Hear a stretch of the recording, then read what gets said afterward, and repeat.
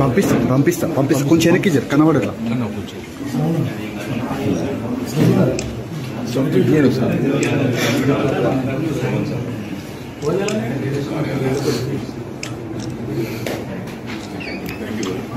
ఉన్నారు మామ దొంగలున్నారు పచ్చి లంగలున్నారు దొంగలల్లో బంగులల్లో నమ్మలేని రంగులల్లో దొంగలున్నారు పచ్చి లంగలున్నారు మామ దొంగలున్నారు పచ్చి లంగలున్నారు ఇంటి ముందు ఒంటి ముందు శ్రవణ